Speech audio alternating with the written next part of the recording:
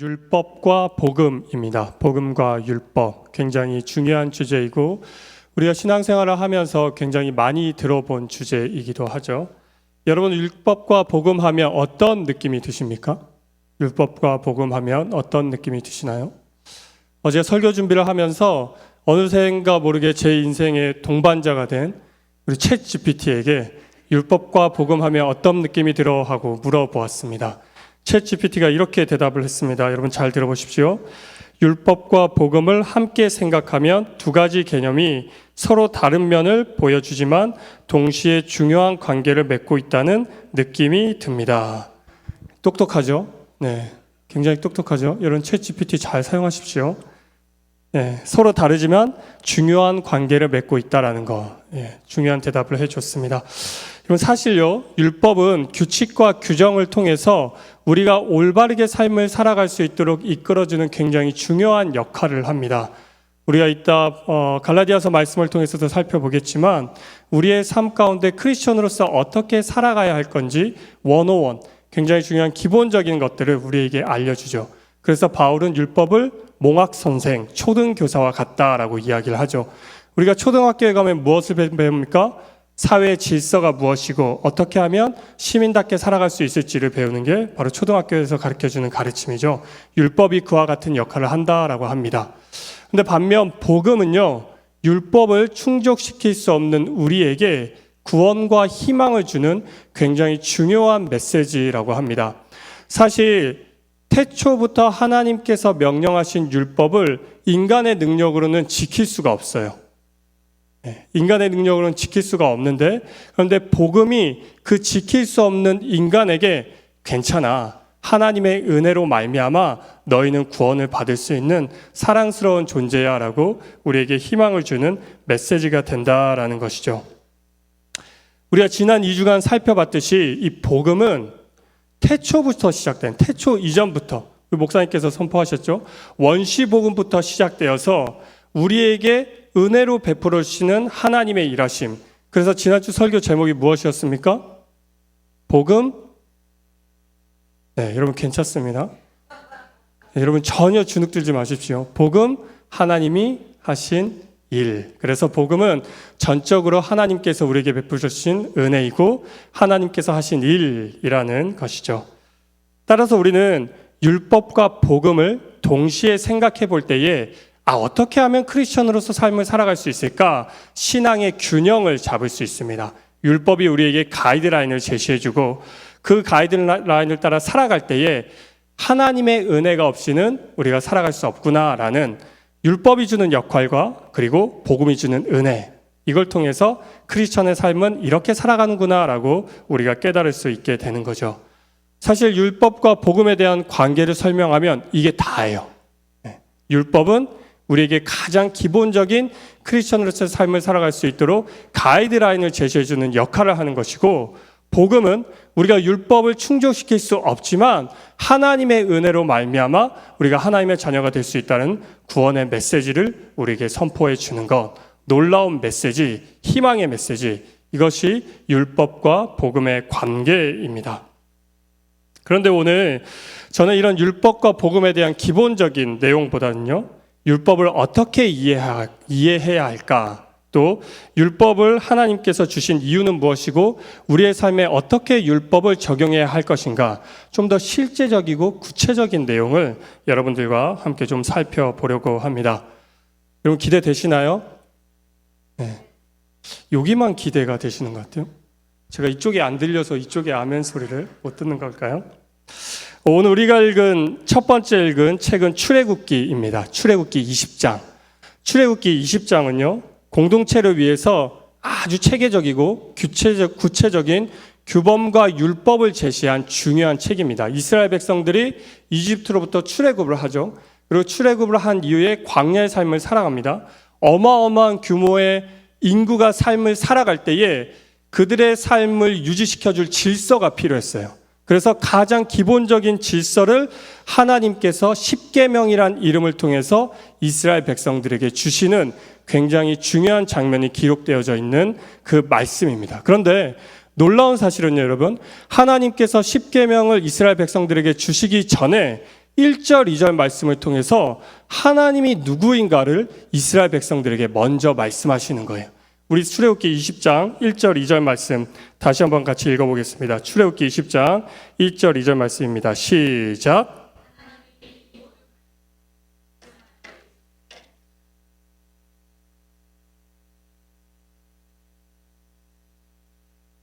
네, 하나님이 누구인가를 자기에게 말씀하시는 장면, 이는 성경에 자주 등장하는 중요한 패턴 중에 하나입니다. 우리가 이사야서를 쭉 읽고 있지만요, 지금 성경의 힘을 통해서 하나님께서 이스라엘 백성들에게 또는 바벨론, 아수르와 같은 이방 나라들에게 경고와 또 축복의 메시지, 그리고 권면과 위로의 메시지를 선포하기 이전에 하나님이 하나님 스스로가 누구인지를 항상 말씀하세요. 하나님이 항상 누구인가를 말씀하시는 거죠. 여기에는 중요한 두 가지 의미가 있는데요. 첫 번째는 하나님이 자기가 누구인가를 말씀함을 통해서 이 말씀을 듣는 청중, 말씀을 듣는 리시피언트가 누구인가를, 말씀을 듣는 내가 누구인가를 하나님께서 정체성을 확립해 주기 위함입니다. 나는 하나님, 너희는 나의 백성. 나는 하나님, 너희는 저주받을 민족. 이렇게 하나님이 정체성, 듣는 사람으로 하여금 정체성을 알려주기 위함이 첫 번째 목적이고, 두 번째는 그 정체성을 알려줌으로 말미암아 하나님과 말씀을 듣는 사람의 관계를 확립하기 위함입니다. 여러분 이해되시죠? 어렵지 않죠? 듣는 사람이 누구인가를 알려주고, 그리고 그 듣는 사람이 누구인가를 알려줌으로 말미암아 나는 이런 존재이고 너는 이런 존재예요. 그래서 우리 관계는 이런 관계야 라는 것을 하나님께서 알려주기 위함입니다. 이렇게 하나님은 성경을 통해서 끊임없이 하나님과 인간의 관계를 설명하고 계시는데요.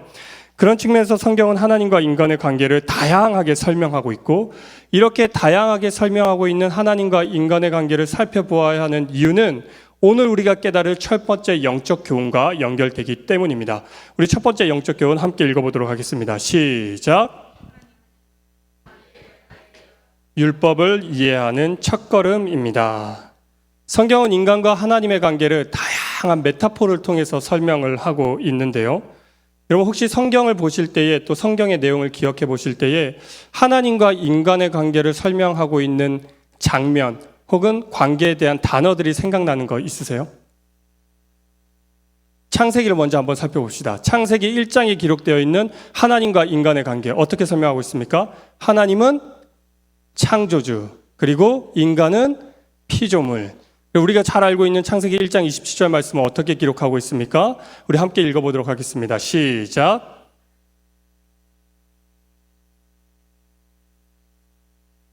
남자와 여자를 창조하시고, 하나님이 인간을 포함한 모든 우주 만물을 창조하신 창조주, 그리고 우리는 하나님의 형상대로 지음을 받은 피조물. 두 번째는 왕과 백성입니다. 왕과 백성. 왕과 백성의 관계는요, 사실 구약을 관통하는 굉장히 중요한 개념 중에 하나인데요. 우리가 이사야서를 읽고 있지만 하나님께서 항상 말씀하시죠. 너는 내 백성이다. 너는 나의 백성이다. 그리고 하나님은 우리의 왕이 되신다. 왕과 백성의 관계. 세 번째는 우리에게 너무나 친숙한 표현입니다. 목자와 양. 많이 들어보셨죠? 우리가 잘 알고 있는 다윗은 뭐라고 이야기합니까? 시편 23편 1절에서 같이 읽어보겠습니다. 시작. 여호와는 나의 목자시니 내가 부족함이 없으리로다. 하나님은 우리의 목자가 되시고 여러분은 양이 되시는 거죠. 그럼 저는 뭘까요? 목사인 저는 양. 네, 저도 양입니다. 똑같은 양입니다. 네 번째는 신약에서 찾을 수 있는데요. 예수님의 사랑하신 제자인 요한은 자신의 저서에서 이렇게 구원과 관련된 중요한 장면을 기록합니다. 요한복음 1장 12절 말씀인데요. 요한복음 1장 12절에 이렇게 기록되어 있습니다. 같이 읽겠습니다. 시작.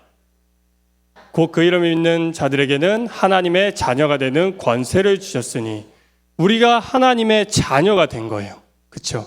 그럼 하나님은 우리의 무엇이 되십니까? 아버지가 되시죠. 그래서 바울은 로마서 8장 15절에서 이렇게 기록을 합니다. 로마서 8장 15절 제가 한번 읽겠습니다. 시작. 너희는 다시 무서워하는 종의 영을 받지 아니하고 양자의 영을 받았으므로 우리가 하나님을 뭐라고 부릅니까? 아빠, 아버지라고 부르짖느니라. 아버지와 자녀의 관계. 여러분 우리 몇 가지 배웠죠? 지금까지? 4가지 배웠습니다. 기억하고 계시죠? 5번째는 신랑과 신부입니다. 구약의 아가서를 보면 연인과의 애틋한 사랑을 그리고 있을 뿐만 아니라 다윗이 기록한 서신서를 보면 신랑과 신부로 표현이 굉장히 많이 되어 있죠. 하나님과 교회를 설명할 때에, 하나님과 우리와의 관계를 설명할 때에 신랑과 신부로 표현을 하고 있습니다. 6번째는요, 예수님은 우리를 표현할 때에 친구로 표현을 하셨습니다. 친구. 예수님께서 승천하시기 며칠 전 제자들을 향해서 이렇게 말씀하시는데요. 요한복음 15장 15절에 이렇게 기록되어 있습니다. 같이 읽습니다. 시작. 이제부터는 너희를 종이라 하지 아니하리니 종은 주인이 하는 것을 알지 못하리라. 너희를 친구라 하였노니 내가 내 아버지께 들은 것을 다 너희에게 알게 하였음이라. 예수님께서 우리를 친히 뭐라고 표현해 주셨습니까? 친구 관계. 굉장히 친근하죠. 친구. 마지막은요, 예수님께서 우리를 구속과 속량 받은 자로 표현을 하셨습니다. 말씀이 좀 어려운데요. 구속자와 속량 받은 자. 쉽게 얘기하면 하나님이 우리를 구원해 주시는 구속자이시고 우리는 죄 사함을 받은 속량 받은 자라고 하나님이 우리를 이렇게 표현을 해 주셨습니다. 그래서 바울은 골로새서를 통해서 이렇게 선포합니다. 골로새서 1장 13절부터 14절 말씀. 그가 우리를 흑암의 권세에서 건져내사 그의 사랑의 아들의 나라로 옮기셨으니 그 아들 안에서 우리가 속량 곧 죄사함을 얻었도다. 여러분 성경 우리가 이렇게 쭉 살펴봤듯이 하나님과 인간의 관계를 굉장히 다양하게 묘사하고 표현하고 있는 것들을 보게 됩니다. 그럼 어떤 게 가장 마음에 드세요? 친구. 네. 저도 개인적으로 친구가 굉장히 마음에 들었어요. 예수야 밥 먹으러 가자. 이렇게. 네. 친구 굉장히 친근하죠. 고대 그리스 철학자 플라톤 여러분 다 아시죠? 플라톤은 인간이 살아갈 때 가장 중요한 가치 중에 하나인 사랑을 4가지로 표현을 합니다. 우리가 다 알고 있는 거예요. 아가페, 그리고 에로스, 필레오, 스트로케. 아가페는 부모와 자녀와의 사랑이에요. 조건 없이 주는 사랑. 에로스는 무슨 사랑입니까? 남녀 간의 뜨거운 사랑, 애틋한 사랑. 필레오는 우정이죠. 친구와의 사랑. 스트로케는 가족과의 사랑입니다. 든든한 울타리가 되어주고 버팀목이 되어주는 가족과의 사랑. 그래서 우리가 하나님과의 관계, 제가 말씀드렸죠.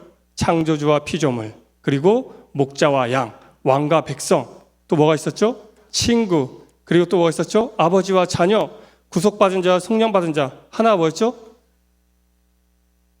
신랑, 신부. 네, 이 모든 관계를 플라톤이 얘기한 4가지 사랑에 비춰보면 하나님이 우리에게 원하시는 관계에는 어떤 관계가 있죠? 아가페의 관계도 있고 필레오 관계도 있고 에로스의 관계도 있고 스트로게의 관계가 있다는 것을 알 수 있습니다. 다시 이야기하면 하나님이 우리에게 원하시는 관계는 플라톤이 얘기했던 그 사랑의 관계가 다 포함되어져 있고 녹아내려져 있다는 것을 우리는 알게 되는 것이죠.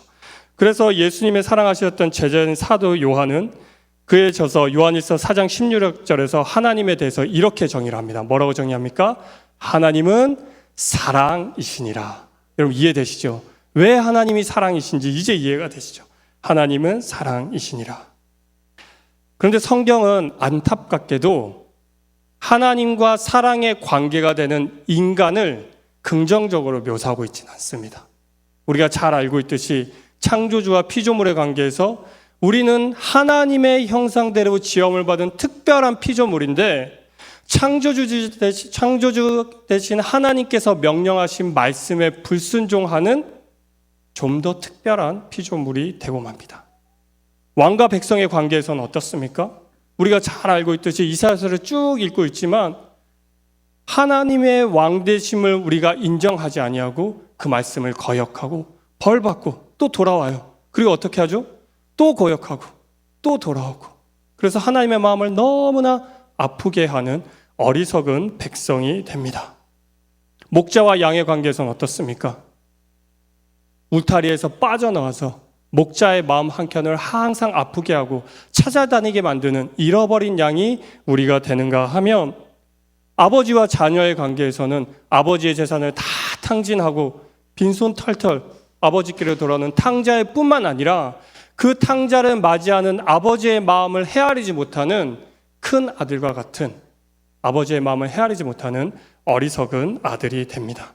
신랑과 신부에서는 어떻습니까? 우리가 호세아를 통해서도 알 수 있듯이 고멜처럼 자기의 남편을 사랑하지 않고 항상 남의 남편에게 마음을 두고 또 다른 사랑을 찾아 헤매는 그러한 신부로 표현되는가 하면 친구와 같은 스승을 배신하는 배신자로 성경은 인간의 모습을 그리고 있습니다.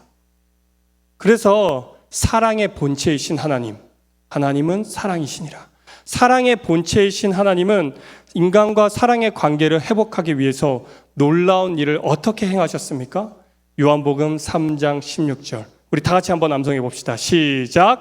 하나님이 세상을 이처럼 사랑하사 독생자를 주셨으니 이는 저를 믿는 자마다 멸망치 않고 영생을 얻게 하려 함이라. 아멘. 아멘. 종교개혁의 신호탄을 올렸던 마틴 루터는요, 하나님의 사랑을 이렇게 표현을 합니다. 여러분 잘 들어보십시오. 하나님의 사랑은 십자가에서 가장 극명하게 드러났습니다. 예수 그리스도가 우리의 죄를 대신 지시고 죽으셨을 때 그 사랑은 완전하게 드러났습니다. 마음에 와닿으시죠? 자기 아들을 내어주신 하나님, 자기의 아들을 내어주신다는 건요, 우리 담임 목사님께서 말씀하셨지만은 자기 스스로를 내어주는 거예요. 자기 스스로를 내어주기까지 우리를 사랑하신 하나님, 자기의 모든 것을 들여 우리를 구원하신 하나님. 우리는 이 놀라운 소식을 뭐라고 부릅니까? 복음, The Gospel이라고 부릅니다. 사랑 그 자체이신 하나님은요, 인간과의 관계가 단순히 종교적 의무를 넘어서는 친밀한 사랑의 관계가 되길 원하셨습니다. 제물을 바치고 제사를 드리는 숭배의 대상으로서의 하나님이 아니라 우리와 인격적 관계를 맺으시고 친밀한 관계를 맺길 원하셨던 게 바로 하나님께서 우리와 맺길 원하셨던 사랑의 관계라는 것입니다. 하나님은 때로는 남녀의 에로스의 사랑처럼 불타는 사랑의 관계를 우리와 맺길 원하시고, 끊임없이 우리를 품어주시고 이해해주시는 부모와 자녀의 관계처럼 그러한 아가페적인 관계를 우리와 맺길 원하시고, 때로는 존재만으로 힘이 되는 든든한 친구처럼 우정의 관계를 맺길 원하시고, 가족, 단어 자체만으로 힘이 되죠. 우리의 든든한 버팀목이 되고 울타리가 되어주는 가족 같은 그러한 사랑의 관계를 하나님은 우리와 맺길 원하고 계신다라는 것입니다. 사랑하는 성도 여러분, 요술 램프의 지니처럼 내 소원만을 들어주는 신, 때로는 억압하고 벌하는 무서운 종교적인 신, 내 삶과는 아무 상관없는 신이 아니라 때론 연인처럼, 때론 친구처럼, 때론 아버지처럼, 어머니처럼, 때론 가족처럼 하나님과 친밀한 사랑의 관계를 맺어가시는 사랑하는 성도님 되시기를 주님의 이름으로 축원합니다. 그런가 하면 우리가 둘째로 살펴볼 영적 교훈은요, 하나님과의 관계에 대한 이해는 곧 나의 정체성에 관한 이해입니다. 우리 함께 읽어보겠습니다. 시작.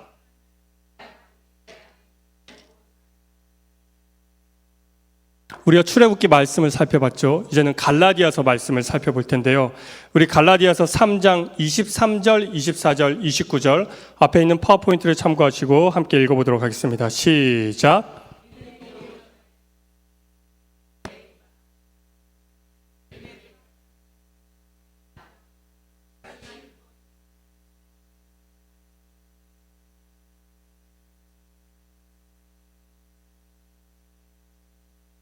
29절, 너희가 그리스도의 것이면 곧 아브라함의 자손이요 약속대로 유업을 이을지 아니라.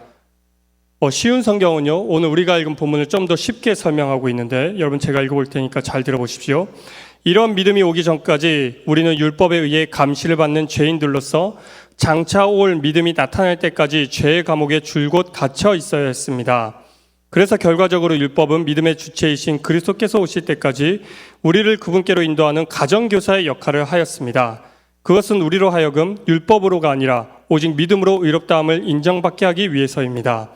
여러분이 그리스도께 속한 사람이라면 여러분은 모두 아브라함의 자손이요 또한 하나님의 약속에 따라 하늘나라의 유업을 이어받을 상속자들입니다. 여러분, 갈라디아서는 우리가 잘 알고 있듯이 바울이 갈라디아 교회 성도들을 향해 기록한 서신으로서요, 기독교 자유의 대헌장이라는 별명이 붙은 복음에 대해 설명하고 있는 굉장히 중요한 성경입니다.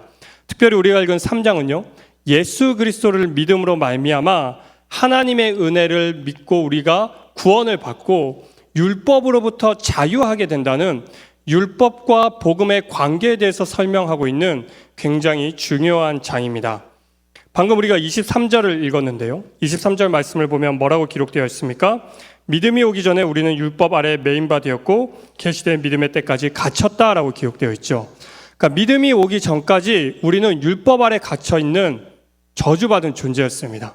근데 이 믿음이 오므로 말미암아 뭔가 바뀜이 일어났죠. 그럼 이 믿음이 과연 뭐냐라는 거예요. 22절 말씀에는 그 믿음에 대해서 설명을 잘 하고 있는데요. 이렇게 기록되어 있습니다. 제가 읽어보겠습니다.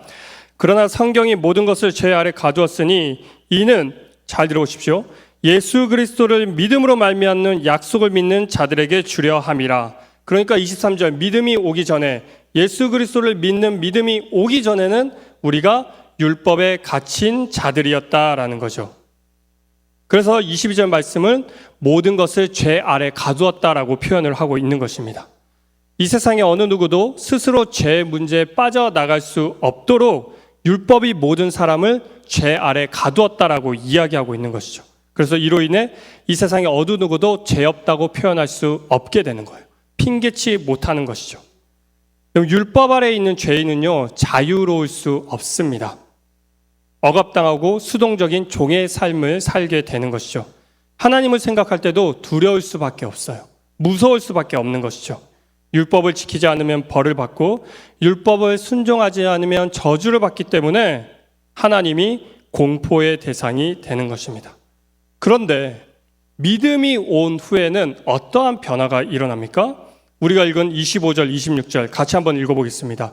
25절, 26절입니다. 시작. 믿음이 온 후로는 우리가 초등교사 아래에 있지 아니하고, 스탑. 초등교사 아래에 있지 아니하니까 뭐에 있지 아니한다? 율법 아래에 있지 아니하고. 26절 같이 읽습니다. 시작. 예수 안에서 하나님의 아들이 되었으니, 예수 그리스도를 말미암아 죄 사함을 받고 하나님과의 관계가, 예전에는 율법의 감시를 받고 율법에 묶임받은 죄인이었는데 하나님과의 관계가 새롭게 정립이 된 거예요. 예수 그리스도가 오심으로 말미암아. 그래서 이 장면을 본 해퍼는 아주 자세하게 설명을 하는데 잘 들어보십시오.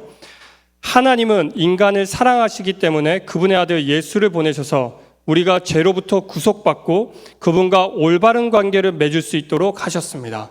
하나님과 예수 그리스도로 말미암아 하나님과 우리가 비로소 올바른 관계가 되었다라고 본헤퍼가 이야기하고 있죠. 그렇다면 하나님과 우리는 어떠한 올바른 관계가 되었을까? 예수 그리스도로 말미암아 하나님의 아들이 된 거예요. 하나님의 아들. 그런데 하나님의 아들인데 수많은 아들 중에서 원 오브 댐이 아니라 하나님의 아들 중에서 우리가 특별한 아들이 되는데, 우리가 읽은 갈라디아서 3장 29절은 우리가 어떤 아들이 되는지 좀 더 자세하게 설명하고 있습니다. 3장 29절 같이 읽어보겠습니다. 시작. 너희가 그리스도의 것이면 곧 아브라함의 자손이요 약속대로 유업을 이을 자니라. 아멘이십니까? 아멘이십니까? 그럼 성경에서 말하는 이 유업을 이을 자는요, 특별한 관계를 가진 자입니다. 하나님이 약속하신 축복과 하나님이 우리에게 유업으로 주실 모든 것들을 상속받을 자가 바로 우리의 신분이 되었다라는 것입니다. 구약에서 유업을 이을 자는요, 이스라엘 백성을 의미했지만 신약에서는 예수 그리스도를 믿는 믿음으로 말미암아 예수 그리스도를 믿는 모든 사람이 하나님의 아들이 되었을 뿐만 아니라 하나님이 우리에게 약속하신 영원한 나라와 영원한 생명을 이어받을 상속받을 상속자가 되었다라고 성경은 우리에게 이야기하고 있는 것입니다. 하나님이 그토록 원하셨던 사랑의 관계는요, 우리가 생각했던 것을 뛰어넘습니다. 하나님은 사랑의 관계를 통해서 우리의 신분, 우리의 아이덴티티, 우리의 존재 자체를 변화시키셨을 뿐만 아니라 죄 아래 묶인 바 되었고 율법의 감시를 받는 종과 같은 신분에서 하나님의 아들로 우리를 삼아 주셨을 뿐만 아니라 우리가 비로소 하나님의 나라와 영원한 생명을 상속받을 유업을 이을 자가 되게 해 주셨습니다. 우리의 존재가 바뀐 것입니다. 놀라운 사실은 이러한 모든 과정들이 우리가 죄사함을 받고 예수 그리스도를 믿고 우리의 신분이 죄인에서 의인이 되고 하나님의 아들이 되고 하나님께서 우리에게 마신 모든 것들을 이어받을 상속자가 되는 이 모든 과정 가운데 인간의 수고와 인간의 애씀과 인간의 노력이 들어가지 않고 전적으로 하나님께서 이 모든 것들을 은혜로 하셨음을 여러분 믿으시기 바랍니다. 사랑하는 성도 여러분, 우린 더 이상 죄인이 아닙니다. 믿으십니까? 우린 더 이상 율법의 감시 아래 있는 종의 신분이 아닙니다. 하나님의 은혜로 말미암아 우리의 정체성이 바뀌었을 뿐만 아니라 이제는 수동적인 삶을 살아가는 종의 아들이 아니라 하나님의 자녀로서 자유로운 삶, 자신감 있는 삶, 자유의 삶을 살아가시는 우리 모두가 되길 주님의 이름으로 축원합니다. 마지막으로 나눌 영적 교훈은요, 하나님과의 관계는 율법을 새롭게 바라보게 합니다입니다. 같이 읽겠습니다. 시작.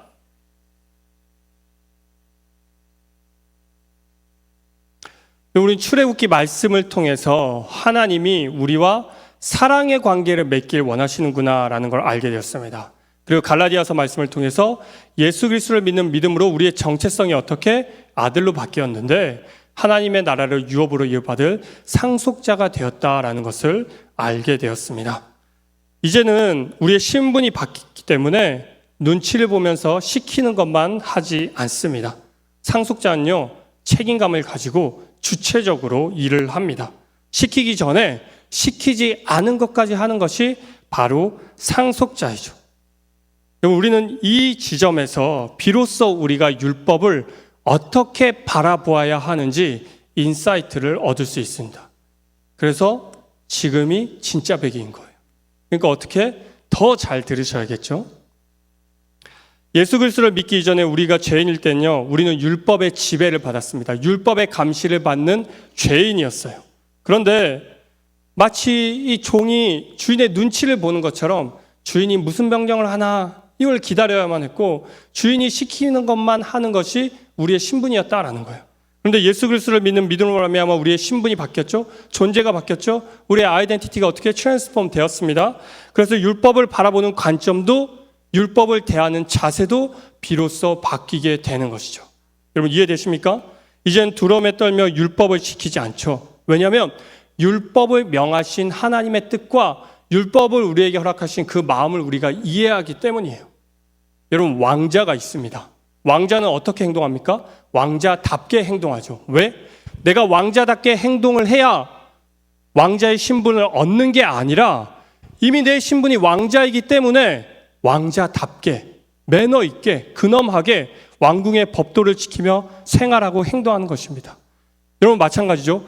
우리가 하나님의 자녀가 되었기 때문에 하나님의 자녀답게 행동을 해야 내가 하나님의 자녀의 신분을 획득하는 것이 아니라 하나님의 자녀가 이미 되었기 때문에 그에 합당한 삶을 살기 위해 하나님의 자녀로서 행동하는 것입니다.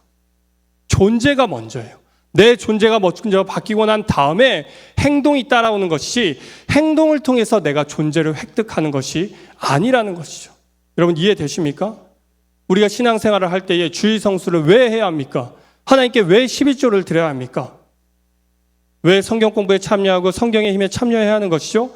우리가 그렇게 해야 하나님의 자녀, 뉴라이프 교회 멤버로서 우리가 퀄리파이 되는 것이 아니라 이미 하나님의 자녀가 되었기 때문에 그에 합당한 삶을 살기 위해서 주일 성수를 하는 것이고 하나님께 11조 예물을 드리는 것이고 성경 공부에 참여하는 것이고 하나님의 말씀을 더 깊이 공부하는 것이 바로 우리의 존재가 바뀌었기 때문입니다.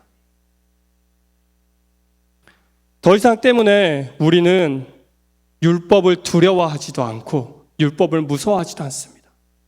그래서 우리는 율법을 기꺼이 지키는 거예요. 율법을 뛰어넘어 율법이 시키지 않는 것까지 우리가 행하게 되는 것입니다. 좀 더 구체적으로 예를 들면 이런 거죠. 여러분 10계명에 기록된 살인하지 말라는 말씀, 이 말씀을 우리가 받아들일 때에 사람을 죽이면 안 되는구나, 여기서 끝나는 것이 아니라 여기서 끝나면 우리는 종의 신분으로서 율법을 바라보는 거예요. 근데 하나님의 자녀는 이러한 말씀을 받았을 때 어떻게? 살인하지 말라는 것은 사람을 죽이지 말라는 것뿐만 아니라 생명을 사랑하고 사람을 돌봐야 하고 사람을 마음에 품어야 하는 하나님의 당부가 이 계명에 담겨 있는 거구나. 도둑질을 하지 말라는 말씀, 단순히 남의 것을 취하지 말라, 취하지 말라, 훔치지 말라라는 말씀에 끝나는 것이 아니라 다른 사람의 필요를 채워주고 그 사람의 부족한 부분을 채워주고 나눔의 삶을 살라는 말씀이 이 말씀에 담겨 있는 거구나. 거짓말하지 말라는 말씀이 단순히 거짓말하지 말라는 말씀이 아니라 내 입술을 통해서 진실을 이야기하고 사람을 살리고 생명을 전하는 그러한 입술의 권세가 내 삶에 있기를 하나님께 당부하시는 말씀이구나라고 깨닫게 되는 것이죠. 저희 교회에서 강조하고 있는 교회 멤버십, 유별난 게 아니라 이민사회 가운데서 교회를 너무나 하찮게 생각하고 쉽게 얘기하고 이리저리 교회 옮겨 다니는 것을 통해서 하나님이 교회를 보실 때에 주님의 몸된 교회를 내 몸처럼 사랑하고 섬기고 아끼라는 그 하나님의 당부의 말씀, 교회를 향한 예수 그리스도의 간절한 부탁이 이 멤버십에 담겨 있는 거구나. 우리의 존재가 바뀌면 어떻게? 율법이 다르게 보이는 겁니다. 율법을 대하는 우리의 자세도 바뀌게 되는 것입니다.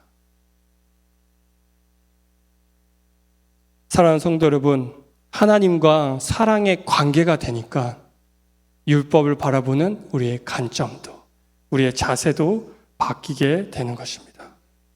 그래서 하나님은요, 우리에게 율법을 지키기 이전에 무엇을 먼저 당부하셨습니까? 하나님을 사랑해라. 하나님을 사랑해라. 예수님은 죽음을 앞둔 어느 날 제자들을 향해서 그래서 이렇게 말씀하시는 거예요. 요한복음 14장 23절 말씀 뭐라고 기록되어 있습니까? 같이 읽습니다. 시작. 사람이 나를 사랑하면 내 말을 지키리니. 내 말을 지켜야 나를 사랑하는 게 아니라 너희가 나를 사랑하면 어떻게? 내 계명을 지키게 되는 것이다. C.S. 루이스는 그에 져서 순전한 기독교에서 이렇게 이야기합니다.